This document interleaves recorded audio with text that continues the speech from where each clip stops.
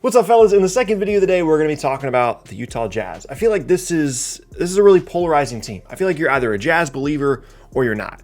And in this video, I'm going to explain why I'm just not. I'm not a Utah Jazz believer. I think they're a good team, and I don't want to take too much away from them. But if you're talking about the Utah Jazz as like a finals team or a team that's going to win the title, I'm firmly in the camp that does not believe that. You know what I mean? I kind of feel like you have to take a stand, and this video is kind of me pointing out a couple of reasons why I'm just not a believer in the Utah Jazz as a championship team this season. But really quickly, before we get started, if you enjoy content like this, then consider subscribing. I upload twice a day, every single day on this channel. It's the most consistent NBA content on YouTube, so consider subscribing. If you're new here, by the way, what's up? My name is Tucker. You can also leave a like rating on this video as well, and you can check me out at various socials and a Linktree link in the description below. With those things said, let's talk about Utah. Let's talk about why I don't believe in them. So the number one reason, or at least the most obvious reason, why I don't believe in the Utah Jazz are some of their stats for the regular season. One group of stats specifically. The difference in three-point attempts and makes between themselves as well as their opponents is a concern. It's more so about the makes than it is the attempts, because I think you can, have a pretty big impact on the attempts. But for example, as of the recording of this video, Utah is number one in the league in three-point attempts, makes, as well as the limiting the amount of threes that their opponents attempt and make. And on the surface, that makes sense. It's like, oh my gosh, they're a good shooting team. They're really good at defending the three-point line. But here's my problem, especially when you're dealing with a team that is way better in the regular season than a lot of people thought that they would be. Those feel like numbers that are going to kind of start to go back towards where they should be. I feel like they're a little bit overinflated. I don't think Utah is the best shooting team in the league. I don't think they're the best team in the league at defending the three either. They've done a good job to this point, but I think that there's some discrepancies there where they're shooting way better than they typically would, and the other team is just simply missing open shots. I'm not saying that that's the case all the time, but when you're looking at that set of stats, that's a bit of a question mark for me when you're looking at a team that, has as good of a record as them and you're looking for a reason why. A crazy discrepancy in shot making, maybe somewhat outside of what they're doing correctly, would be a concern for me. But in terms of their team specifically, I have two big issues. One, I think Donovan Mitchell's a really good player. I do. I don't want to say anything, against Donovan Mitchell as a player overall. But when it comes down to it, when you're in the second round, when you're in the conference finals, when you're in the finals, every single time they're not going to have the best guy down the stretch. Whether it's LeBron, whether it's Kawhi, you get the finals, whether it's any of the guys in Brooklyn, I would be nervous about that if I was a Jazz fan. That's kind of how I'm evaluating this. It's like, what would I be nervous about? How big of an issue is it really? And for me, Donovan Mitchell as your crunch time down the stretch guy is a problem only when comparing it to LeBron, Kawhi, or any of the guys in Brooklyn. You're just not going to be as confident in that guy. Down the stretch of games, he's not going to be someone that's going to be able to create and facilitate on the same level as those guys. And ultimately, that's kind of my issue with them, as a whole. Is I love the fact that they're a great team. I love the, better than the sum of its parts type team. You know what I mean? There's some very mid 2010 Spurs vibes here with the Jazz. But ultimately, I think we've definitely seen over the last couple of years a league that has gone towards star power. And if you don't have a guy that's top 5, top 6, top 7 in the league, it's going to be really tough to win the title. And when I close my eyes and I think about it, I can't envision Utah in the finals. I can't envision them getting past both LA teams. I can't envision them beating Brooklyn in the finals or any of the other top teams in the East. I don't see that. I don't think that Donovan Mitchell is the guy that's going to lead them there. And if I'm wrong, I'm wrong. But I don't think we've seen anything given any indication at this point that he is that type of guy that's going to lead them. Think about the NBA champions we've had over the last 5 years. They've all had true superstar MVP caliber guys, whether it be LeBron, whether it be Kawhi, whether it be, Steph. Kevin Durant on those Warriors teams, they've all had superstar level guys. Donovan Mitchell isn't one of those. That's a big issue for me. And then, the other part of this, and it speaks to kind of how they are as a team as well, is Rudy Gobert. And I know that, people have had issues with Gobert in the past. I have a significant issue with giving Rudy Gobert Defensive Player of the Year this year. I think in the past he's earned it because there haven't really been a ton of other good candidates, blocks a lot of shots, whatever. But how can you win the Defensive Player of the Year award, which in my mind is the best defensive player in the entire league, right? Or I guess the guy that's having the best defensive season. But you can't. But there's very specific scenarios in which you're not useful to your team or you're not doing a good job defensively.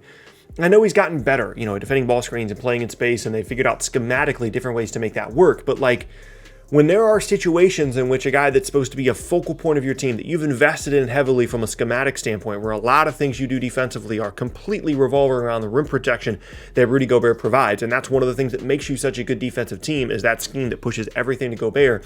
And then financially, the investment as well. When you've got that much investment in a player that doesn't have the versatility and the flexibility to do other things and to work well against other lineups and to play in multiple different kinds of scenarios, that's a concern for me. And I don't think that's a concern that has been, taken away by this run in the regular season, by anything that they've done in the past. This is a team that relies on Rudy Gobert, but then at times in the postseason, they're not going to be able to. And one of the things that makes them so good defensively is the scheme they built around Gobert, but when that scheme doesn't work, what's plan B? Where else do they go defensively? It's a huge, huge concern for me still. And nothing that I've seen from them has made me think that that is not going to be a consistent issue again in the postseason. When teams go smaller, when teams have more skilled bigs at the 5 spot, how is Gobert going to be able to defend on the perimeter? I'm not sure it's something you're going to be able to scheme away. It's still a problem. And the other thing too, those are kind of my 3 main reasons, but I think that there's a bit of a perception issue here with Utah as well. I think the perception is this team has leveled up. They've taken a step forward. Donovan Mitchell has had a better season. Mike Conley has been healthier. They've had other guys make shots. Jordan Clarkson is a really important addition. They're like, oh, look at their record. This is a different Utah team that we've seen in the past. I would agree. They are better.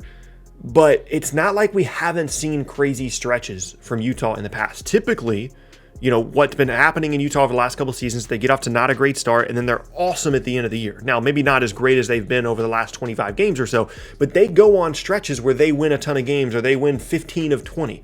Like, we've seen this from them before, and in the postseason, it's never mattered. Now, they haven't had a 1 seed, they haven't had a 2 seed. Maybe that'll change things if we have fans by the time we roll out of the postseason, but still, I just always default back to it's still Utah. It's still a team that, yes, is a very good team together, but doesn't have the top end level talent when it comes down to the postseason. There's always a huge difference between what Utah looks like at their best in the regular season and what they look like in the postseason. Not that they're a bad team, not that they're not a team to take seriously, but if you're talking about, do you believe in Utah as a championship caliber team this year? No, I don't. I still believe more in either LA team, and that is just, it's not like there's just one team like, Lakers have some injury struggles.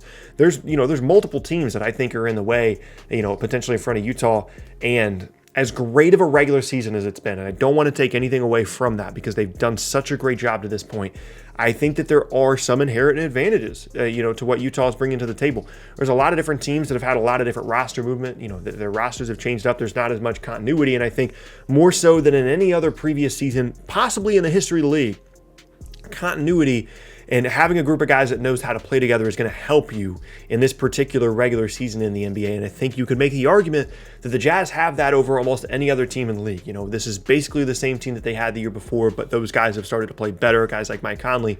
And I just think that that's an advantage. Maybe there's some more shot making for them. Maybe some other teams aren't making shots that they typically would. And that's just a random variable of it all. And that's helped them win a couple of games, inflate their record. Knowing how to play together in a season in which there's not as much practice, there's not as much ability to really learn how everybody plays. It was a really quick turnaround. It's a team that lost in the first round of the playoffs. So they had a pretty quick turn.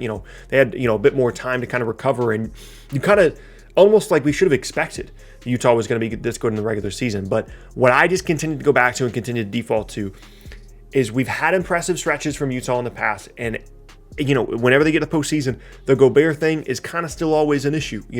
Donovan Mitchell as your closing guy is still kind of an issue. Not that he can't close, but he's never going to be the best guy at it once you get down to series that are big time series, whether it be conference finals or otherwise.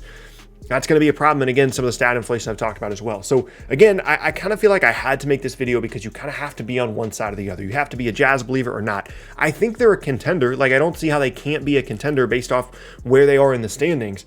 But the more and more I've watched them, the more and more I've evaluated them, I'm just not a believer in hey, this is the team that's going to win the title, or this is going to be the team that comes out of the West. I still believe in the Lakers more. I still believe in the Clippers more. And if I'm proven wrong, I'm proven wrong. But if you want to put me in one category or the other, I guess I'm firmly I'm not a believer in the Utah Jazz category. So yeah, let me know down in the comment section below where you guys stand, why you are where you are. I'm really interested. Again, I think it's one of the more polarizing debates in the league right now. You kind of have to be on one side or the other.